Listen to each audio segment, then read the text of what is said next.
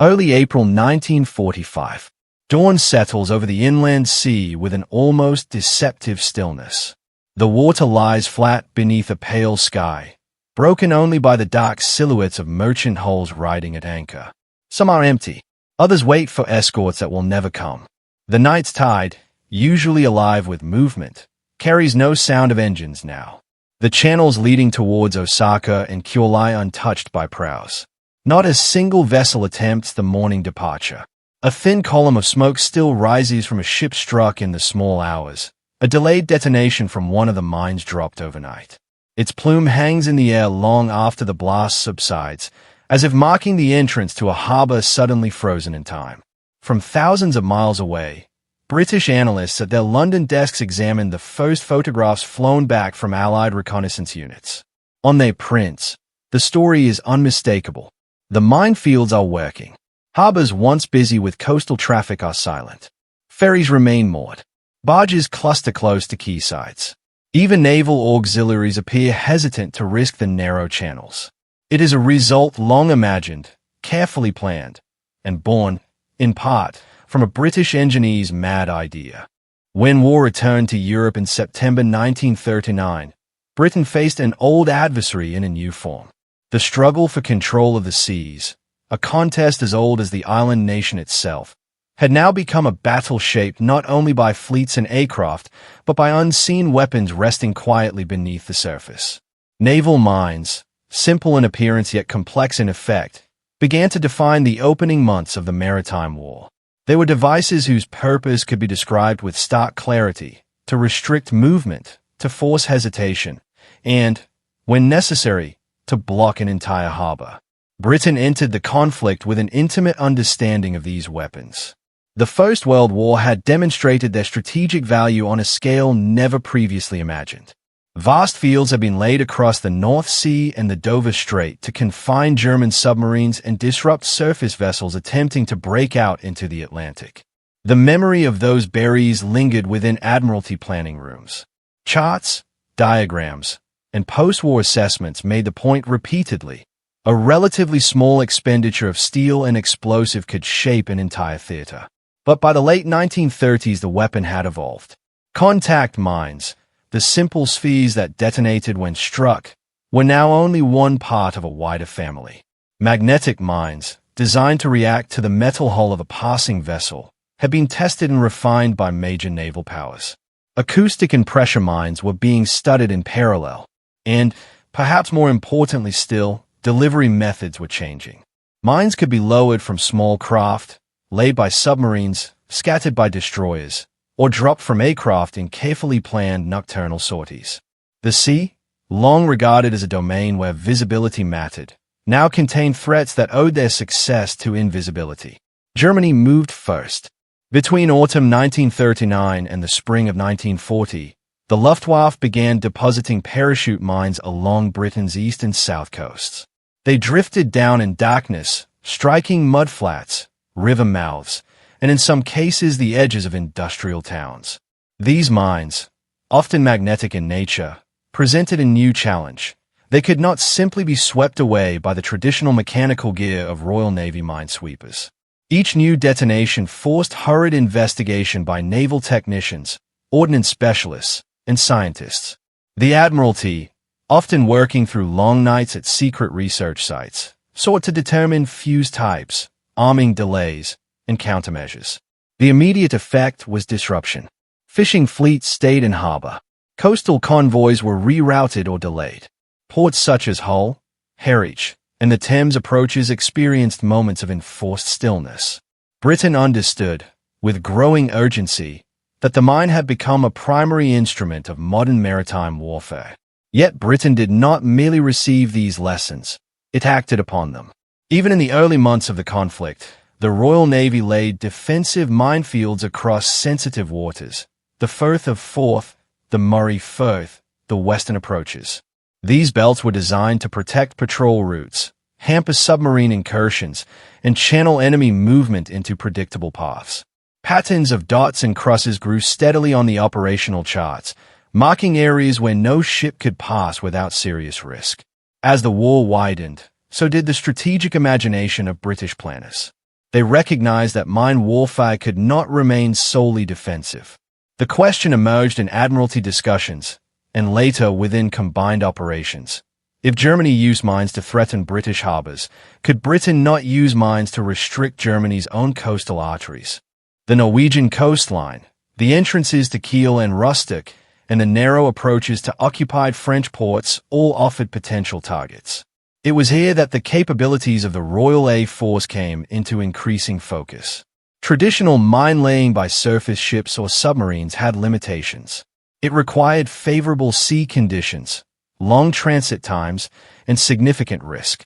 Aircraft, on the other hand, could approach a designated point under cover of darkness, release a mine with considerable accuracy, and return to base before enemy forces could react. The challenge lay in developing both the weapons and the techniques required for such operations. By 1941, the Air Ministry and the Admiralty had established a closer working relationship on this front. Technical committees, liaison officers, and joint trials began to explore the possibilities. Bomber Command, whose main effort remained the strategic bombing of Germany, was nonetheless tasked with developing a secondary, and often underreported, expertise, the precise delivery of mines into enemy waters.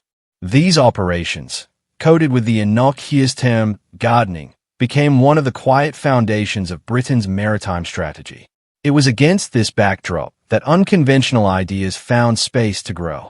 Engineers, physicists, and mathematicians, many of whom had spent the interwar years in research establishments or aircraft companies, were asked to propose new methods of disrupting enemy harbors. Amid the barrage of proposals, some practical, others bordering on eccentric, one concept would later stand apart. It was an idea shaped by a British engineer already known for his structural brilliance and analytical persistence. His concept was regarded by some as impractical, by others as unnecessarily complex, and by a few as undeniably bold. A concept that, in time, would contribute to the paralysis of distant harbors, including those on the far side of the world. And it began with a single question echoing through Britain's wartime establishments. Could mines be made not only to sink ships, but to deny the very act of movement itself? As Britain's understanding of mine warfare deepened, so too did the administrative machinery behind it. By 1942, the Admiralty's Mine Design Department, the Director of Mine Sweeping, and specialized scientific units operated in near-constant dialogue. Engineers, naval officers, and civilian researchers moved between test sites, laboratories, and operational commands, shaping a system that could introduce new mine types at speed. The war at sea demanded nothing less. With German-influenced mines evolving and Axis coastal traffic adapting, Britain's response had to be both technical and strategic. The Admiralty's charts grew ever more detailed. Red lines marked convoy approaches, blue markers indicated sweeping routes. Clusters of symbols represented British defensive belts in home waters. But increasingly, planners looked outward, to enemy harbours, fjords, estuaries, and the narrow channels threading Europe's coastline. Blocking a harbour was never a simple task. Channels had to be studied, depths measured, tidal patterns understood. A mine placed even a few yards off its intended position might rest harmlessly on mud or fail to cover the channel's main axis. The Admiralty's hydrographic department, often overlooked in wartime assessments, became indispensable. Their pre-war surveys and emergency soundings provided the essential foundation for offensive mine warfare. Delivery remained the core challenge. Surface mine layers were exposed and predictable. Submarines could lay mines covertly, but in relatively small numbers. Aircraft offered the best combination of reach and volume. The RAF's role in mine warfare therefore expanded steadily. Coastal Command laid defensive fields to protect the western approaches and counter U-boat transit routes. Bomber Command's gardening operations, meanwhile, targeted enemy waters with an eye for strategic pressure rather than immediate destruction. Mines were dropped into the Baltic, the Bay of Biscay, the Skagerrak, and the approaches to occupied French ports. Each field, if correctly positioned, forced the enemy to sweep, delay, divert, or accept loss. Yet aircraft needed precise tools. Influence mines, particularly those reacting to magnetic or acoustic signatures, required careful calibration. Arming delays, sterilization periods, and anti-countermeasure mechanisms all had to be built into their design. British scientists, some drawn directly from universities, worked closely with Admiralty departments to produce mine types that could frustrate German sweeping gear. The intention was not merely to sink ships but to control harbours, to turn port entrances into zones of uncertainty where the cost of movement outweighed the benefit. This period also saw growing Allied coordination. With the United States Navy and Army Air Forces entering the conflict, mine warfare acquired a global dimension. American engineers developed their own influence mines, while British experience with magnetic and acoustic mechanisms provided essential guidance. Joint boards and technical missions exchanged data and established shared protocols. As the war's center of gravity shifted towards the Pacific, British thinking on aerial mining influenced broader Allied strategy. And it was in the Pacific theater that the potential of aerial mining would be realized most dramatically. Although Britain's direct presence in the Pacific was constrained by commitments in the Indian Ocean, Burma, and the Mediterranean, Royal Navy planners and IAF officers seconded to Allied headquarters observed the developing situation with keen interest. Japanese shipping relied heavily on coastal routes. The inland sea, with its narrow straits and funneled traffic, was particularly vulnerable to disruption. American planners, drawing upon British and Allied precedents, recognized that a well-placed minefield dropped from aircraft could paralyze whole regions of maritime activity. But for such a strategy to be credible, the underlying engineering had to be sound. This was where the British contribution, though sometimes understated, was significant. Ideas developed in British research establishments, including the concept of using water to magnify explosive effect and the techniques of precise aerial delivery, fed into wider Allied innovation. The notion that an aerial mine could exert decisive influence if placed with mathematical accuracy owed much to British experimental work undertaken years earlier. Engineers, including Barnes-Wallis, had demonstrated that the interaction between water, explosive force, and structural vulnerability could be calculated and exploited. The skepticism surrounding these ideas had been considerable. Within Whitehall, unorthodox proposals were often met with caution. Naval officers questioned whether aircraft could reliably achieve the accuracy required. Air marshals argued that Bomber Command's resources could not be dispersed across secondary tasks. Budgetary committees hesitated to authorize prototypes. Yet the logic of the concept, that a precisely delivered explosive, using water as both medium and magnifier, could inflict disproportionate disruption, proved increasingly persuasive. By 1943, trials in Britain had shown that carefully engineered aerial mines could be delivered at low level with remarkable precision. The spectacle of test weapons skipping across reservoirs or striking designated points in controlled experiments was not merely an exercise in engineering. It was a demonstration of a new way to think about harbor denial. Wallis's work, though initially directed at specific targets, reflected a broader philosophy. A small number of well-placed charges, delivered with exactitude, could achieve strategic outcomes previously associated only with large fleets or extensive bombardment. As Allied strategy turned towards decisive maritime pressure, the implications were clear. Mine warfare was no longer a peripheral activity. It was a central instrument of blockade, silent, economical, and devastatingly effective when used with intelligence and precision. The harbors that fell quiet in 1945 were testimony to a worldwide evolution in thinking, one in which Britain had played a formative role. And at the heart of that evolution stood the tension between tradition and innovation, between established naval doctrine and the willingness to trust an inventor whose ideas seemed, at first glance, improbably bold. In the early 1940s, Barnes-Wallis stood almost alone in his conviction that the physics of water could be made to save an entirely new form of offensive warfare. His reputation rested on precise engineering rather than dramatic claims. As the designer of the geodetic airframes used in the Wellesley and Wellington bombers, Wallis had already demonstrated a capacity for unconventional thinking backed by rigorous calculation. Yet the proposal he developed in wartime, to use water not merely as an obstacle, but as an amplifier of explosive force, was regarded by many in senior service circles as a step beyond accepted boundaries. His reasoning was simple in principle, though complex in practice. Water could transmit shock more efficiently than air. An explosive charge detonated at the correct depth could inflict far greater damage upon underwater structures, dock installations, or the hulls of ships moored within harbor basins. If the charge could be placed with accuracy, the resulting hydraulic pulse might achieve what thousands of tons of bombs failed to do: render key facilities unusable. Wallace labored over calculations in small offices, test sheds, and temporary workshops. He produced sketches showing the relationship between water density, explosive yield, and structural resilience. Admiralty officers visiting his demonstrations saw a man whose manner was quiet but whose reasoning was relentless. His proposals demanded low-level delivery, precise height control, and a weapon engineered to behave predictably upon striking water. The ideas seemed, to some, impractical, to others, simply mad. Yet his conviction remained steady. Wallace believed that engineering, properly applied, could circumvent conventional expectations. In time, his concept would not only prove viable but would align with a wider shift in Allied thinking: the use of aerially delivered mines as instruments of strategic harbor denial. To understand the later silence of enemy ports, one must first understand the persistence of the engineer who challenged orthodoxy with mathematics and method.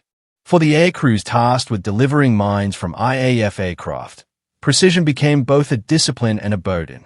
Aerial mine-laying required a mastery distinct from the high-altitude routines familiar to most bomber squadrons. Crews had to navigate at night, often over hostile coastlines, at altitudes little more than 60 feet above the sea. At such heights, every correction mattered. A momentary lapse in speed, a misjudged turn, or an unseen wave crest could be fatal. Training flights were conducted over British waters where conditions mirrored the operational environment. Coastal wind, moonlight glinting along shallow estuaries, the buffeting effects of low-level turbulence, all became part of the aircrew's routine. Navigators developed new habits of timing, cross-checking, and dead reckoning. Pilots learned to feel the aircraft position through subtle changes in engine note and control feedback. Height-keeping devices, simple in appearance but essential in purpose, were installed to help maintain the precise altitude required for mine release. The crew's work was seldom publicized. Losses during mine-laying operations rarely featured in wartime communiques, yet the danger was considerable. Enemy searchlights probed the darkness, while coastal flak batteries targeted the narrow corridor through which aircraft had to fly. The mines themselves, heavy and unwieldy, altered the handling characteristics of the aircraft, especially in turbulent air. Despite these constraints, the crews developed a reputation for reliability. Their precision laid the foundation for fields that could close harbor entrances, choke narrow straits, and disrupt shipping concentrated within fjords and river mouths. They understood that their work was not measured in visible explosions but in the growing hesitation of enemy traffic. Every correctly placed mine increased the unseen pressure on enemy logistics, and every safe return affirmed the quiet professionalism of those who flew within arm's reach of the sea. Within Admiralty planning rooms, mine warfare had long been viewed through the lens of maritime strategy. The Royal Navy understood the mine as both a defensive measure and an offensive instrument capable of shaping an enemy's operational choices. The logic was rooted in experience. A well-placed minefield could channel movement, deny access, or force the diversion of valuable resources into sweeping and clearance operations. The question facing planners during the Second World War was not whether mines were effective, but how they might be used to achieve maximum strategic impact with limited resources. Charts of enemy coastlines covered large tables in Whitehall. Hydrographic officers studied tidal patterns. Intelligence reports identified key anchorages. Photographic reconnaissance revealed ship concentrations within basins and harbors. Senior officers discussed how a small number of mines, positioned with accuracy, might close the narrow entrances leading to ports such as Street Nazaire, Kiel, or the Norwegian fjords. Even partial obstruction could create backlogs of shipping, hinder repair schedules, and slow the transfer of military cargo. The Admiralty's deliberations reflected a shift from viewing mines as mere obstacles to recognizing them as tools of economic warfare. A harbor closed by mines was not simply a tactical inconvenience. It represented a strategic constriction that could affect industrial output, fuel allocation, and troop supply. Moreover, minefields forced the enemy into predictable patterns. Sweeping units had to be deployed, channels had to be cleared, diversions had to be arranged, all under the threat of additional aerial mining. In this environment, the work of innovators such as Barnes-Wallis gained greater relevance. If aerial mines could be delivered with mathematical precision, the Admiralty could contemplate ambitious operations previously constrained by the limitations of surface vessels or submarines. The convergence of engineering ingenuity and naval strategy would prove decisive in the years ahead. The success of aerial mining depended not only on engineering and flying skill, but on intelligence, the quiet, methodical accumulation of data that allowed planners to place mines where they would exert the greatest leverage. At Bletchley Park, naval Enigma decrypts revealed the rhythms of Axis maritime traffic. Signals from harbor masters, escort commanders, and repair yards were intercepted, deciphered, and passed to the Admiralty's Operational Intelligence Center, OIC. Analysts charted ship movements with an attention to detail that bordered on the forensic. Each decrypted message offered nuance. A report of a damaged cargo vessel seeking refuge indicated which harbors were under strain. Signals noting the departure of a minesweeper flotilla suggested areas recently threatened by aerial mining. Even routine dockyard communications, requests for cranes, tugs, or repair crews, helped identify which ports were crucial to the Axis supply chain. Intelligence officers developed a picture of how German and Japanese commanders attempted to cope with mounting logistical pressure. Aerial reconnaissance reinforced this picture. Aircraft from IAF Coastal Command and Allied units photographed harbors at dawn and dusk, capturing silhouettes of merchant ships, submarine pens, fuel barges, and repair slips. Analysts compared these images with decrypted messages, detecting patterns invisible to either source alone. Over time, they identified the narrow channels where a single influence mine could cause widespread disruption. This intelligence-driven approach allowed Britain and its allies to transform mining from a broad, indiscriminate tactic into a precise tool of strategic denial. Minefields could now be placed not simply where ships might pass, but where they must pass. In this way, intelligence services acted as silent partners to the engineers and aircrews, ensuring that every mine dropped into hostile waters carried maximum consequence for the war effort. The impact of mine warfare was not confined to military vessels and naval authorities. On the far side of the conflict, in Axis-held ports, the presence of aerial mines reshaped the daily routines of civilians whose livelihoods depended upon predictable harbor activity. Dock workers, tug crews, fishermen, and shipyard laborers experienced the consequences with stark immediacy. A single mine strike could halt operations across an entire waterfront. Harbors such as Kiel, Brest, Bordeaux, and later the Japanese ports of Kobe and Hiroshima Bay found themselves repeatedly disrupted. When aerial mines were detected, or even rumored, local authorities imposed sudden restrictions. Cranes remained idle. Barges stayed tied to bollards. Workshops inside cavernous dock halls echoed with the silence of machines awaiting safe conditions to resume work. The uncertainty spread quickly. Foremen hesitated to dispatch crews. Harbor pilots refused to guide ships through unverified channels. Tugboat captains weighed the risk of unseen underwater charges against their obligation to keep the port functioning. This enforced stillness generated logistical consequences far beyond the quayside. Factories that relied on imported or faced shortages. Railheads adjacent to harbors became congested with uncollected goods. Fishing communities lost income when access to coastal waters was restricted. In some ports, the civilian population developed routines shaped entirely by mines, night curfews, warning sirens, and sudden evacuations of waterfront districts when sweeping operations were underway. For the workers, there was little sense of the wider strategic picture. They felt only the local effects, delays, hazards, and a growing sense that the sea itself had become unpredictable.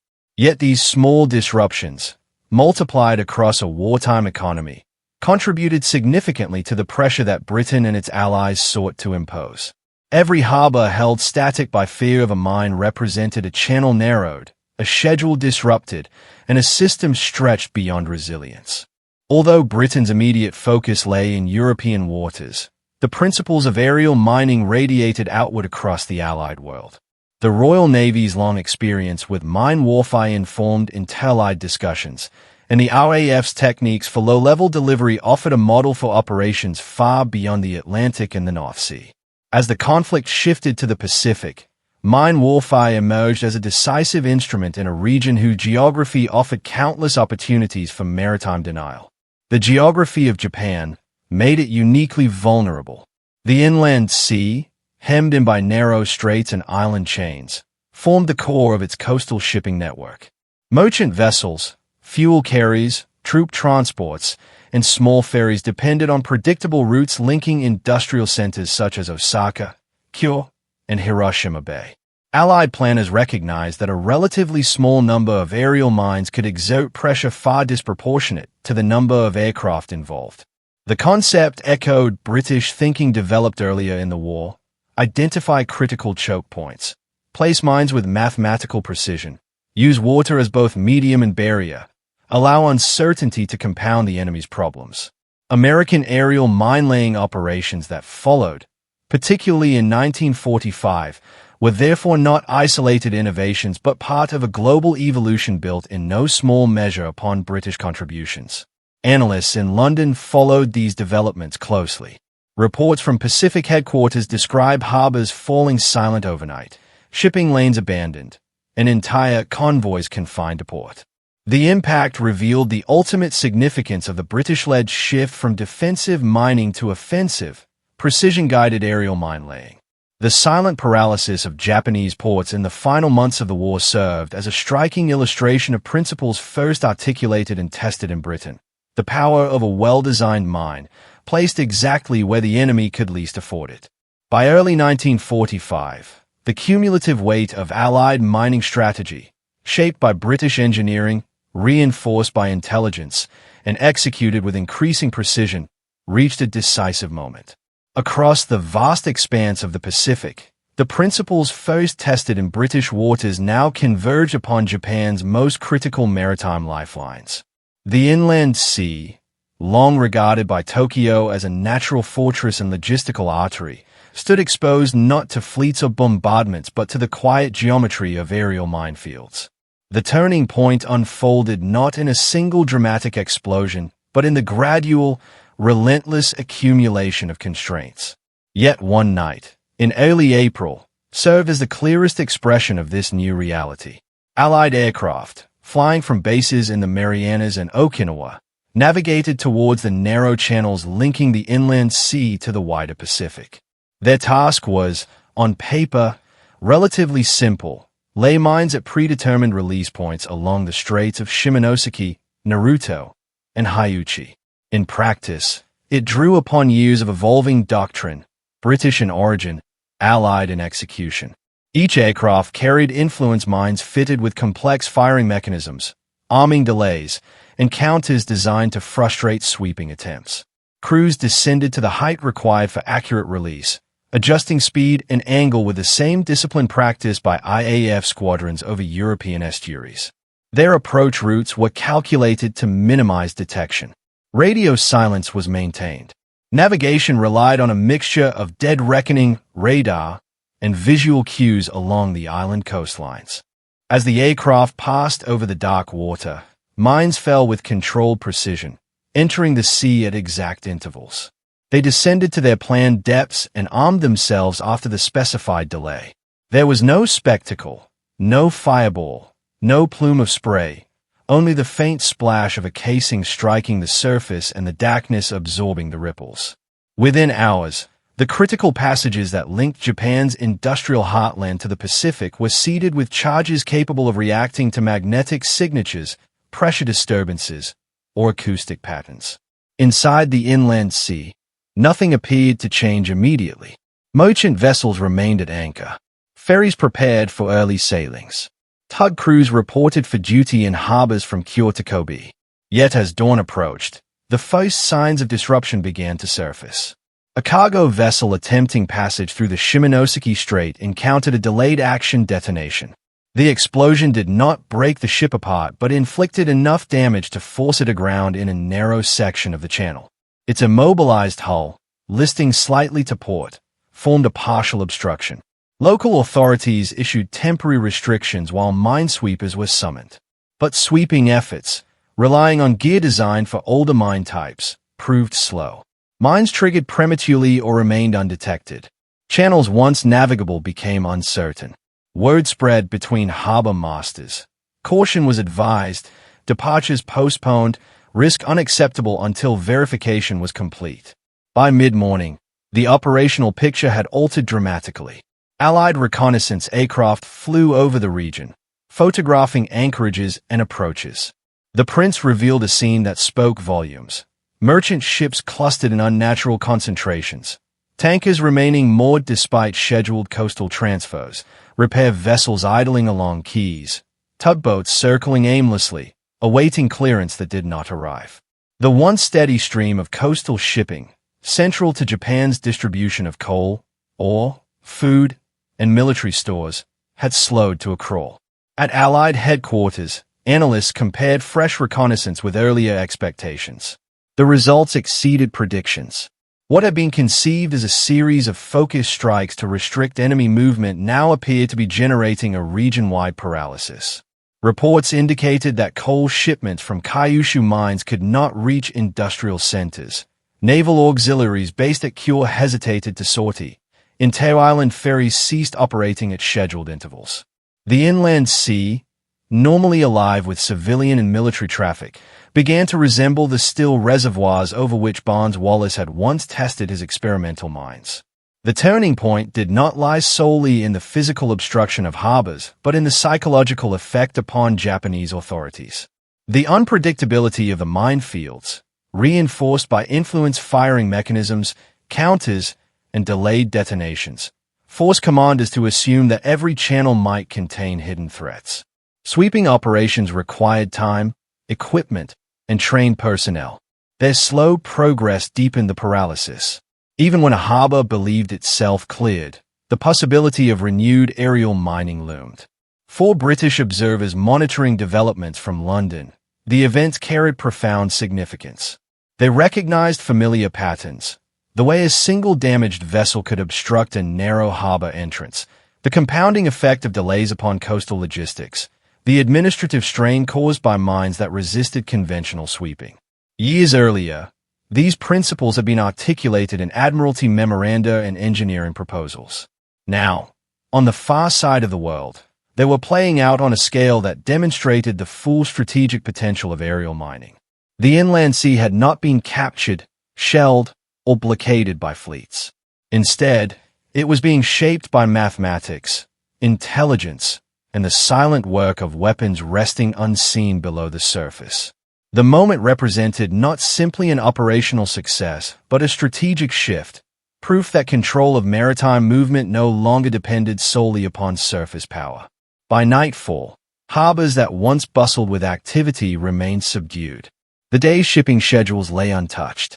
Minesweepers continued to search cautiously, tugboats lingered in harbor, and Japanese commanders issued further restrictions. The inland sea, protected by geography for centuries, now stood compromised by the precise placement of explosives mapped out on planning tables thousands of miles away. The turning point had arrived quietly, but it had arrived unmistakably. The transformation of Japan's maritime lifelines in 1945 did not occur without cost to those who carried out the mining operations. Aerial mine laying, though less publicized than high-altitude bombing raids, remained one of the most hazardous tasks Allied air crews undertook. The dangers were inherent: long night flights over open sea, low-level approaches to heavily defended coastlines, the burden of navigating in weather that could change with little warning. Each sortie required a degree of concentration and composure that left crews exhausted upon landing. Aircraft descended to heights where misjudged correction could send them into the water. Navigation had to be conducted in darkness, often with limited radio assistance. Enemy searchlights swept the sky, and coastal artillery reacted instantly to the low hum of approaching engines. Mines weighed heavily in the bomb bays, altering the aircraft's balance and response. Turbulence over straits and headlands introduced additional challenges.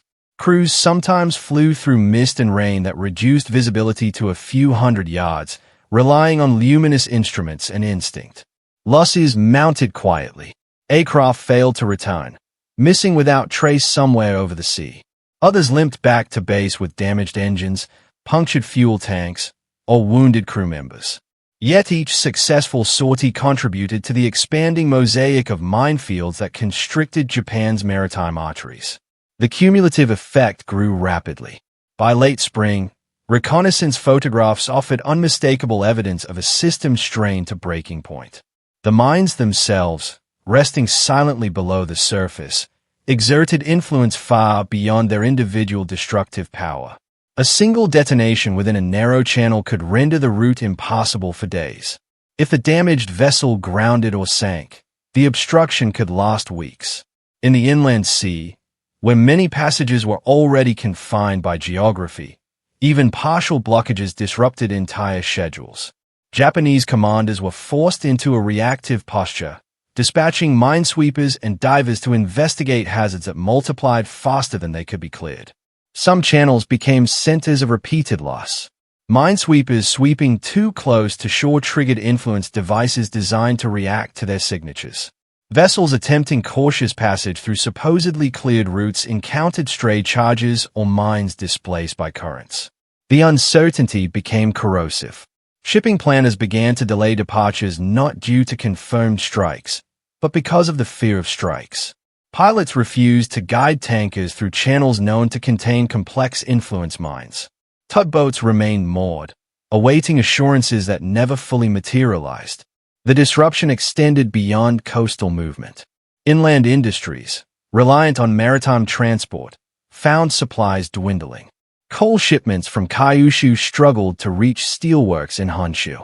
Rice shipments awaited clearance that did not arrive. Factories operating on narrow margins of fuel and raw materials faced slowdowns. The reduced flow of coastal traffic compounded the effect of allied submarine and surface attacks. Maritime paralysis, once considered a theoretical possibility, had become an operational fact. In London, Admiralty analysts studied reports with growing recognition. They saw familiar patterns: bottlenecks, delayed convoys, harbours immobilized by the presence of even a handful of mines. Their wartime memoranda had explained these dynamics when considering European waters. Now, the same principles unfolded across a region thousands of miles away. British experience in mine design, countermeasure development, and mine-laying doctrine had helped shape Allied methods. The catastrophic effect upon Japanese shipping illustrated the strategic reach of ideas first developed in British laboratories and test ranges. One factor in the turning point was the complexity built into the mines themselves.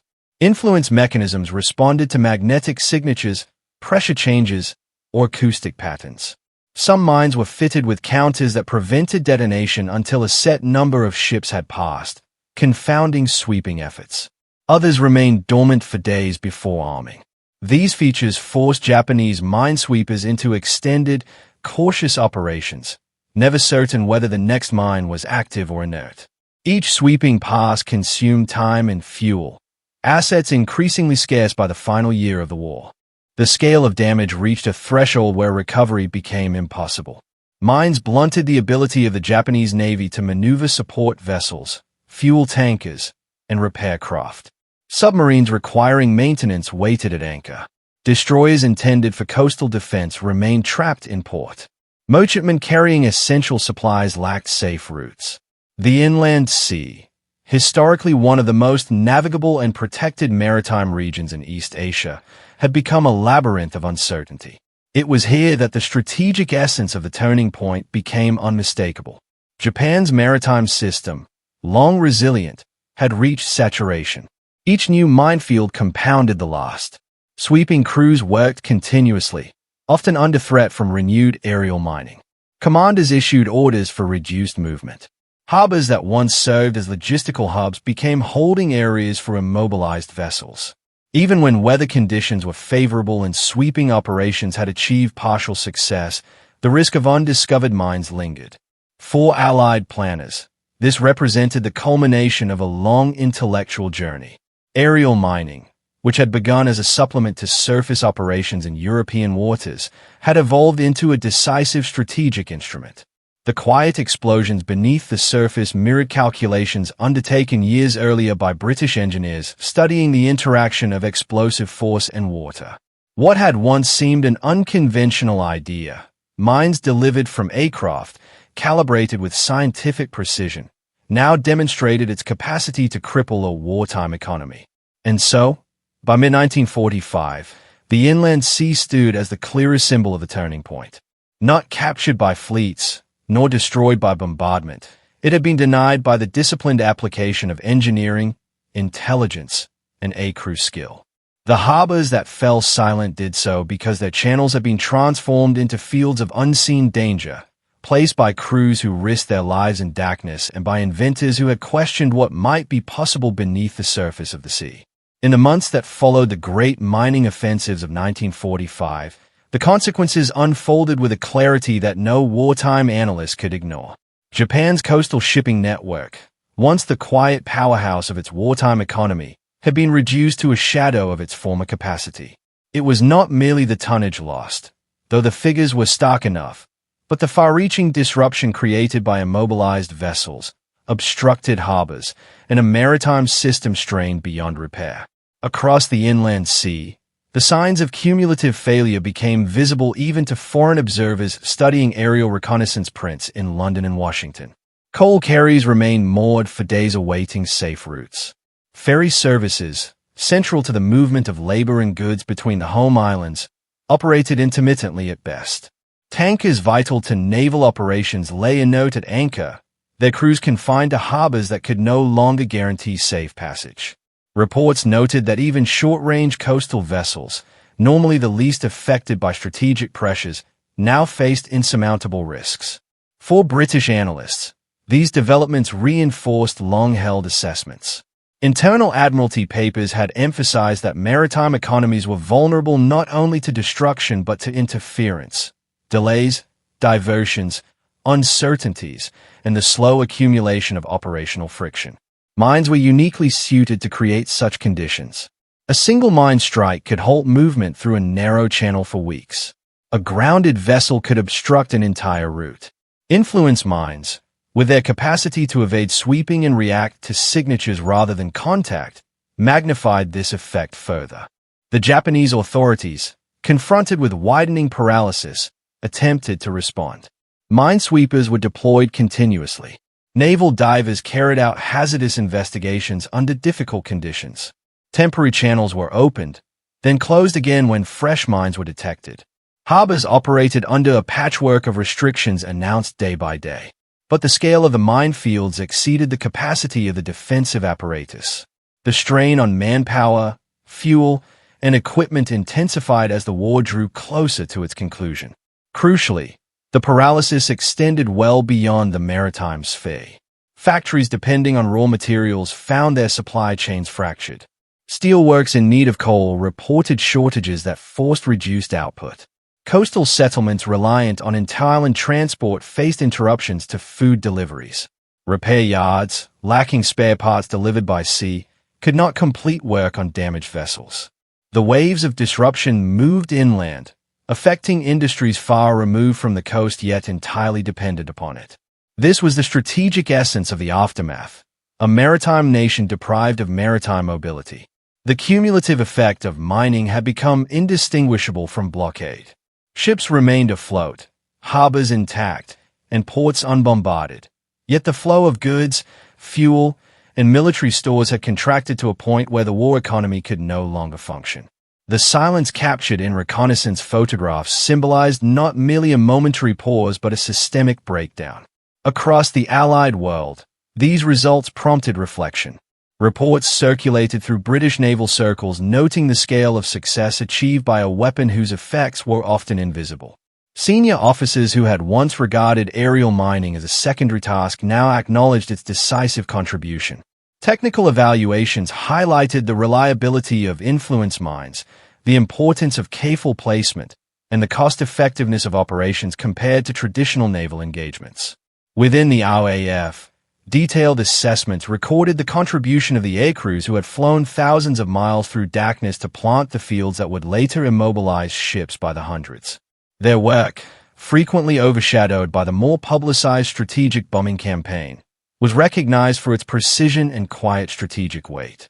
Operational summaries remarked upon the transformation of mining from a support role into a central instrument of maritime control. The Admiralty, too, took note of the long-term implications. The success of mining operations in the Pacific underscored lessons relevant far beyond the current conflict. Future naval planners recognized that sea control no longer depended solely upon fleets and surface operations. Mine warfare, informed by intelligence and applied with precision, had demonstrated an ability to shape entire theaters at relatively low cost. The silent weapons resting on the seabed had exerted a power disproportionate to their size. By the final summer of the war, it was evident that the paralysis of Japanese coastal shipping was irreversible. The harbors that had fallen quiet remained so. Tugboats idled, ferries waited at wharves, and merchants reported delays that stretched not into hours but into weeks. The naval war in the Pacific had entered a phase defined not by dramatic engagements, but by the slow tightening of maritime restrictions, in no small part, produced by meticulous mine warfare. And as Britain observed the unfolding consequences, it saw not only the end of a campaign but the validation of a concept, that harbors could be subdued without bombardment, and that a nation's war effort could be undermined by calculations first drafted on British tables years earlier. When the war finally ended, the minefields that had shaped the closing months of the conflict did not simply vanish with the ceasefire.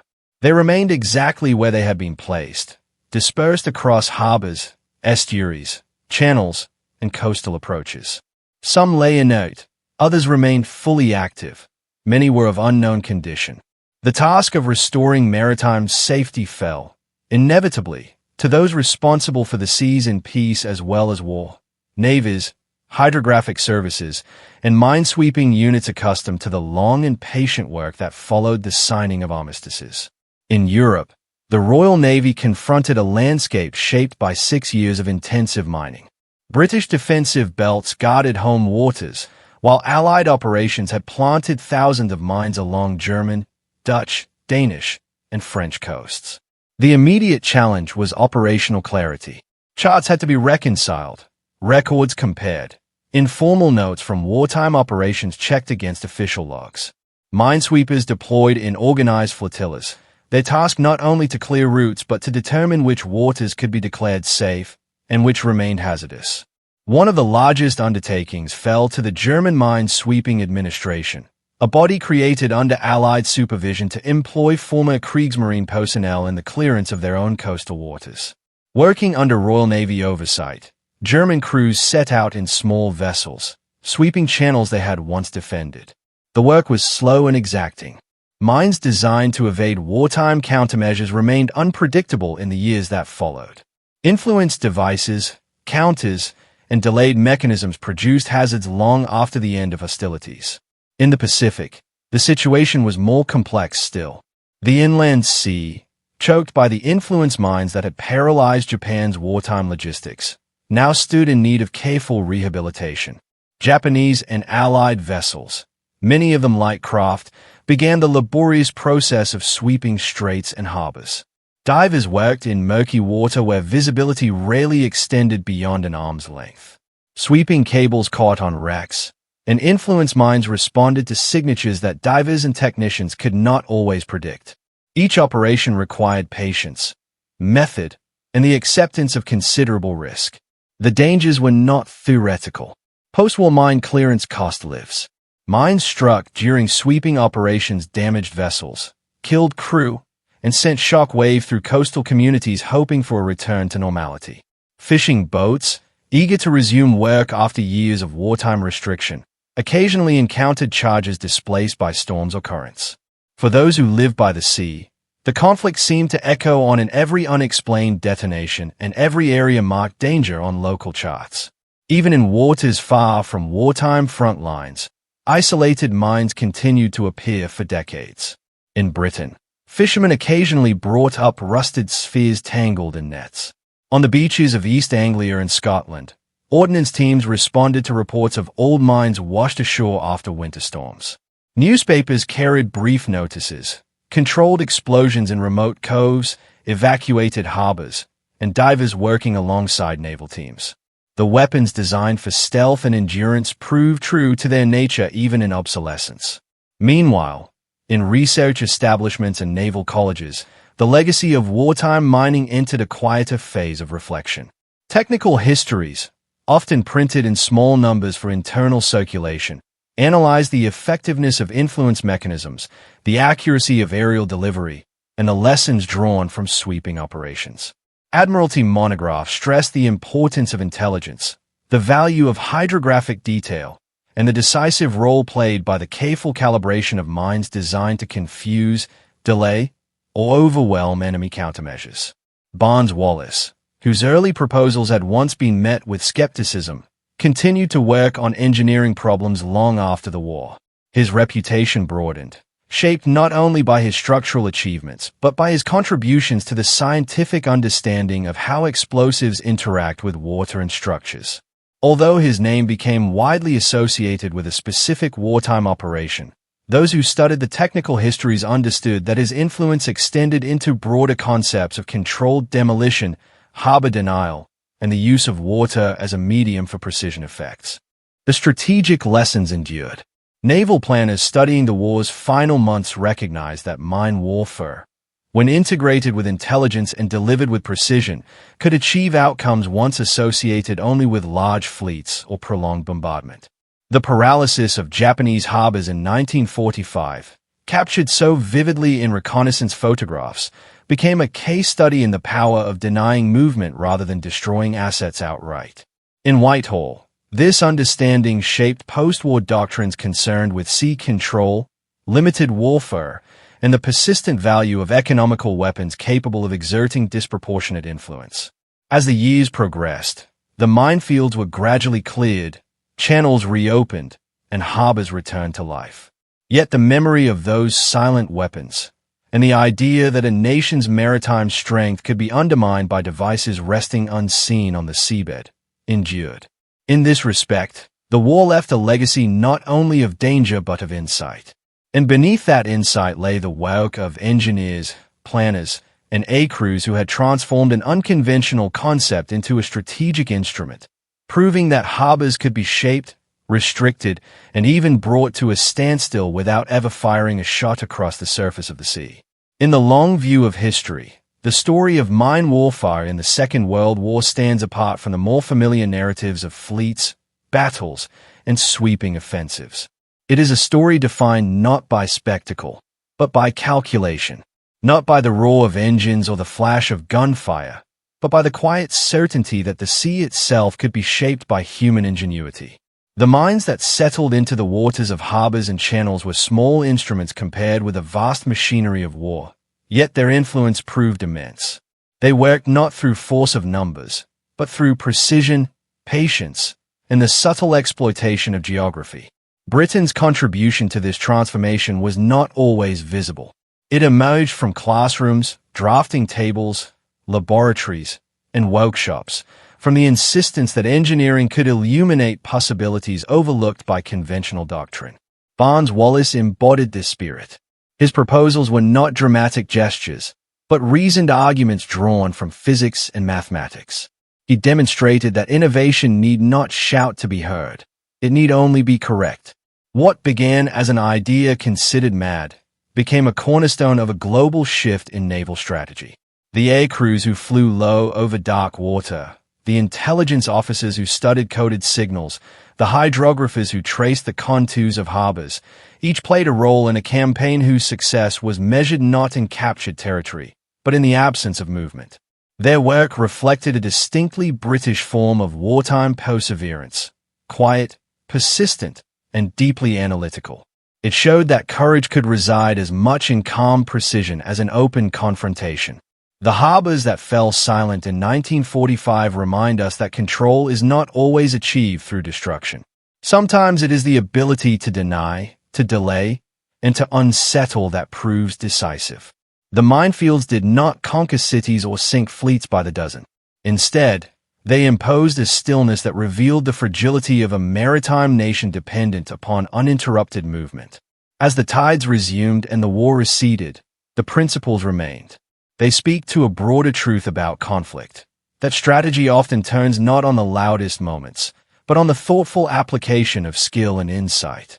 In that sense, the mad idea that helped block an entire harbor stands as a reminder of how ingenuity, applied with care, can alter the course of a global war, quietly, precisely, and enduringly.